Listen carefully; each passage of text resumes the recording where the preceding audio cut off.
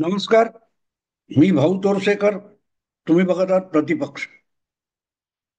मित्रांनो, काल परवा नाशिकला उबाठा शिवसेनेचं जे शिबिर झालं त्यामध्ये बाळासाहेबांचं आजच्या परिस्थितीवरचं भाष्य ऐकवलं गेलं. आणि अर्थात आवाज बाळासाहेबांचा होता. पण बाळासाहेब जाऊन तर आता 12-13 वर्ष झाली. मग आजच्या परिस्थितीवर बाळासाहेबांनी भाष्य कसं केलं, हा प्रश्न अनेकांना पडेल. पण मुद्दा असा आहे की असलं लोकांना ऐकवल्यानंतर काही लोक हळवे होऊ शकतील, पण भारावून टाकणं हे शक्य नाही. कारण बाळासाहेबांचा आवाज लोकांना माहिती असला तरीही आज ते हयात नाहीत. मग त्यांचा आवाज आला कुठून, आणि मग जेव्हा ह्याच्यावर चर्चा सुरू होते, आणि झाली चर्चा सुरू, त्याच्यावर माध्यमातून वेगवेगळ्या चॅनेलवर पत्रकारांनी प्रश्न विचारले, अगदी वेगवेगळ्या पक्षाच्या लोकांना विचारले. मलाही काही लोकांनी सांगितलं की तुमच्या लक्षात आलं नाही का, तुम्ही ह्यावर बोललं पाहिजे.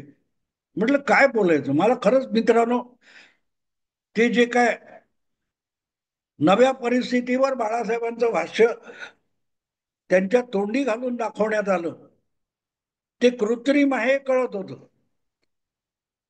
पण असं आपण करतोय, त्याचे अर्थ काय काय लावले जातील आणि लोकांच्या मनावर काय काय परिणाम होतील, याचा विचार सुद्धा उभाटा शिवसेना होत नसेल तर या पक्षाला भवितव्य आहे असं मला बिलकुल वाटत नाही. आपण कृत्रिम आहोत, आपण खरे नाही. Artificial, duplicate. म्हणजे तुम्ही तर डुप्लिकेट आहात, पण तुम्ही बाळासाहेबांना पण डुप्लिकेट म्हणून पेश केलं. राजकारणासाठी माणसाची किती अधोगती होते त्याचा पुरावा एक प्रकारे उद्धव ठाकरे यांनी दिला. आता AI म्हणजे आर्टिफिशियल इंटेलिजन्स नावाची एक एक टेक्नॉलॉजी, तंत्रज्ञान आलेलं आहे. म्हणजे अगदी माझा आवाज तुम्ही ऐकाल, पण मी बोलत नसतो, ते मी लिहिलेलं पण नसतं. पण मी काय बोलू शकतो हे टेक्नॉलॉजी ठरवते, आणि माझ्या तोंडात शब्द घालून माझा आवाज आणि माझा चेहरा वापरून एक रेकॉर्डिंग तयार केलं जाऊ शकतं, आणि भाऊ तोरसेकरचा व्हिडिओ म्हणून तुम्हाला पेश केला जाऊ शकतो.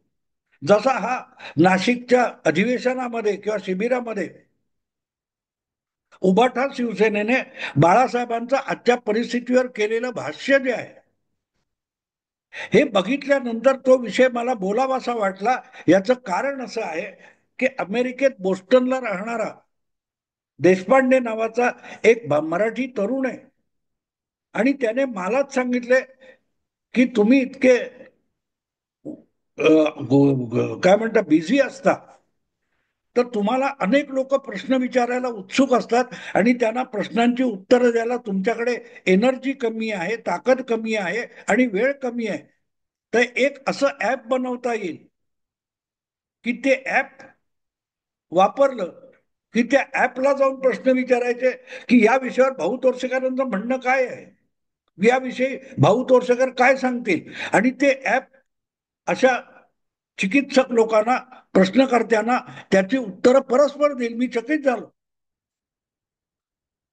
त्याने माझ्याशी ईमेल वगैरे केल्यानंतर परवा, मला वाटतं गेल्या शनिवारी असेल, आम्ही झूम या काय ते ऍपवर, तो अमेरिकेत, मी इकडे, आणि स्वाती, असं आम्ही तिघांनी एक संवाद केला. त्याला म्हटलं आर्टिफिशियल इंटेलिजन्स म्हणजे काय आहे ते मला समजव.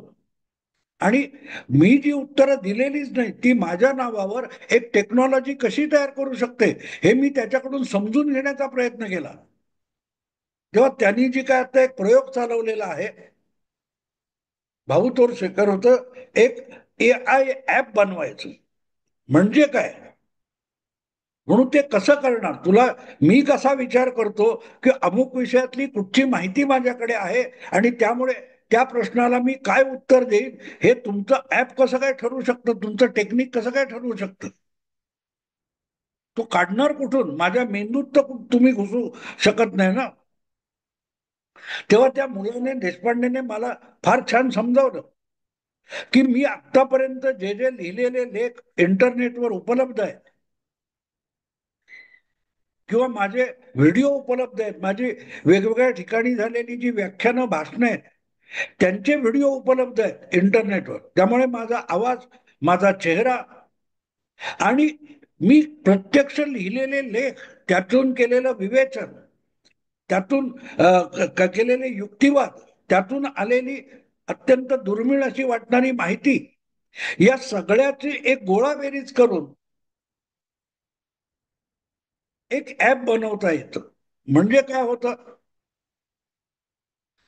तर ती माहिती अधिक माझा आवाज आणि माझा चेहरा, या सगळ्याच हे करून आवश्यक तिथे आवश्यक त्या गोष्टी उचलून ती टेक्नॉलॉजी एक जिवंत तोतया निर्माण करते, ज्याला आर्टिफिशियल इंटेलिजन्स म्हणतात. म्हणजे बाळासाहेबांची आजपर्यंतचे अनेक लेक्चर्स असतील की वेळोवेळी त्यांच्या नावावर लिहिलं गेलेलं, छापलं गेलेलं, वेगवेगळ्या विषयातलं, वेगवेगळ्या स्थानाविषयीचं जी काय माहिती आहे, ती सगळी एकत्र केल्यानंतर त्यातून निवडक उचलून बाळासाहेब प्रत्यक्ष बोलतात असं दाखवू शकतात. जर भाऊ तोरसेकर दाखवणं शक्य आहे, तर बाळासाहेब तर गोष्ट वेगळीच आहे, प्रचंड खजिना आहे. पण एक गंमत अशी असते, मी त्याला एक प्रश्न विचारला की हे सगळं खरं आहे, पण तरीही तंत्रज्ञान ही वस्तुस्थिती आहे, ती कल्पना विश्व नाहीये. माणसाचा मेंदू आणि माणसाची विचारशक्ती, माणसाचं मन हे फिजिकल नाहीये. आणि त्यामुळे वेगवेगळ्या परिस्थितीमध्ये, वेगवेगळ्या कालखंडामध्ये जी माहिती उपलब्ध आहे त्यावर विचार करून ते उत्तर येत असतं. जर बाळासाहेब आज हयात नसतील किंवा अमुक एका गोष्टीवर भाऊ तोरसेकरने विचारच केलेला नसेल, तर त्यावर भाऊ तोरसेकरने दिलेलं उत्तर हे बरोबर कसं असू शकतं? ते काही प्रमाणात जुळतं मिळतं असू शकतं, पण परफेक्ट आणि बरोबर उत्तर असू शकत नाही. तो म्हणाला, खरंय तुमचं म्हणणं. आणि म्हणून आर्टिफिशियल इंटेलिजन्स हे तंत्रज्ञान वापरणारी प्रत्येक कंपनी असेल किंवा प्रत्येक ऍप असेल, ते त्याच्या खाली डिस्क्लेमर देतात की हे 100% बरोबर नाहीये, हे 100% बरोबर नाहीये. आणि म्हणून या बाबतीत तो डिस्क्लेमर द्यावाच लागतो. आणि त्यामुळे उद्या माझ्यावर भाऊ तोरसेकरला प्रश्न विचारा, भाऊ तोरसेकर उत्तर देईल, हे सगळं केलं तरी एक गोष्ट स्पष्ट असेल, ते उत्तर माझं नसेल. कारण त्या परिस्थितीवर, त्या माहितीवर मी केलेला विचार ही स्वतंत्र गोष्ट आहे. आणि आजवर मी जसा विचार करत आलो त्यावर दिलेलं उत्तर, यामध्ये जमीन आसमानाचा फरक असतो. आणि लक्षात ठेवा, बाळासाहेब प्रत्येक वेळेला, प्रत्येक परिस्थितीत वेगवेगळा निर्णय घेत आले, धोरणं घेत अवलंबत आले. आणि म्हणून मला असं वाटतं की ज्या प्रकारे आर्टिफिशियल इंटेलिजन्सचा वापर चालू झालाय, तो कितीही परिपूर्ण करायला गेलात तरी तो अपुरा असेल, अर्धवट असेल आणि तो कृत्रिम असेल, त्यामध्ये जिवंतपणा नसेल. मी त्या मुलाला तेच म्हटलं. तो म्हणाला, खरं 100% तुमचं म्हणणं बरोबर आहे की तुमच्याकडून तार्किक उत्तर काय येऊ शकतं त्याचा अंदाज एवढ्याच मर्यादेत आर्टिफिशियल इंटेलिजन्स काम करू शकतं. पण आज जर तुम्ही वेगळा विचार करत असाल, तर मग त्याचा अंतर्भाव त्या आर्टिफिशियल इंटेलिजन्सच्या ऍप मध्ये होऊ शकत नाही. हे मी आज नाशिक मधल्या शिवसेना शिबिराच्या निमित्ताने बोलताना का सांगतोय तेही समजून घ्या. त्याचं कारण असे मित्रांनो, त्याचं कारण असे की बाळासाहेब प्रत्येक वेळेला वेगवेगळा विचार करत होते. काँग्रेसवर कायम झोड उठवणारे बाळासाहेब आणीबाणी आल्यानंतर सगळ्या विरोधकांबरोबर इंदिरा गांधींच्या विरोधात आणीबाणीच्या विरोधात उभे ठाकले नाहीत. त्यासाठी बाळासाहेबांना भरपूर लक्ष करून या सगळ्या लोकांनी त्यांची खिल्ली उडवली होती, नामर्द म्हटलं होतं. 1980च्या निवडणुकीत सरसकट काँग्रेसला पाठिंबा देणारे बाळासाहेब हे 1985 नंतर अशा पद्धतीत उभे राहिले की 1995 मध्ये काँग्रेसचा पहिल्यांदा महाराष्ट्रात पूर्ण पाडाव करून पहिलं बिगर काँग्रेस बाळासाहेबांनी आणलं. तेव्हा प्रत्येक परिस्थितीत ते वेगळा विचार करत होते. आधीच्या विचारांवर आधारितच आजचे निर्णय बाळासाहेब घेतील असं कधीही झालं नाही. कधीही झालं नाही. आणि त्यामुळे 12 वर्षापूर्वी जर बाळासाहेब निवर्तले असतील तर त्यांच्या आवाजाचा वापर करून आज तुम्ही तुमच्या आयडियाज, तुमच्या भूमिका त्यांच्या तोंडी घातल्यात तरी त्या कृत्रिम असतात, त्या ओरिजिनल नसतात. उद्धव ठाकरे स्वतंत्र व्यक्तिमत्व आहे, आदित्य ठाकरे स्वतंत्र व्यक्तिमत्व आहे. त्यांनी आज चालवलेली शिवसेना आणि बाळासाहेबांची शिवसेना आणि त्या दोन्हीतल्या भूमिका यामध्ये जमीन आसमानाचा फरक आहे. बाळासाहेबांनी कधी असा दावा केला नाही. त्यांची सगळी भाषणं काढून बघा की भाजपला कोणी विचारत नव्हतं, आमच्यामुळे भाजप महाराष्ट्रात आणि देशात उभं राहिला, असा युक्तिवाद बाळासाहेबांनी कधीही केलेला नव्हता. मग आज आर्टिफिशियल इंटेलिजन्स वापरून तयार केलेल्या व्हिडिओमध्ये असं वक्तव्य कसं येऊ शकतं? उद्धव ठाकरेंच्या शिवसेनेच्या भूमिका ह्या बाळासाहेबांच्या काळात बिलकुल नव्हत्या. बिलकुल नव्हत्या. बाळासाहेब सेक्युलरिझमच्या त्या नाटकाचे कट्टर विरोधक होते आणि आज ज्या प्रकारे नाना फडणवीसांच्या नावाने बाळासाहेब बोट मोडतायत असा जो वक्तव्य आहे ते हास्यास्पद सगळ्यात जास्त कशासाठी आहे ते लक्षात घ्या. नाना फडणवीस याला खलनायक ठरवणारं वक्तव्य बाळासाहेबांच्या या आर्टिफिशियल वक्तव्यामध्ये येतं. त्या नाना फडणवीसांचा अपमान झाला म्हणून विजय तेंडुलकरांचं घाशीराम कोतवाल नाटक बंद पाडणाऱ्यांमध्ये बाळासाहेब पुढे होते. बाळासाहेबांचा आक्षेप दूर केल्यानंतरच घाशीराम कोतवाल या नाटकाचे प्रयोग होऊ शकले आणि बाळासाहेबांचा आक्षेप नाना फडणवीसांची बदनामी खपवून घेणार नाही यासाठी होता. आणि आज उद्धव ठाकरे जे बाळासाहेब पेश करतायत त्यामध्ये नानासाहेब फडणवीसांची बदनामी खुद्द बाळासाहेबांच्या आर्टिफिशियल कृत्रिम आवाजातून केली जाते. इथे कळतं की आर्टिफिशियल इंटेलिजन्सचा वापर करून, तंत्रज्ञानाचा वापर करून जे बाळासाहेब पेश केले गेले नाशिकच्या शिबिरामध्ये ते बाळासाहेब ठाकरे नाहीत.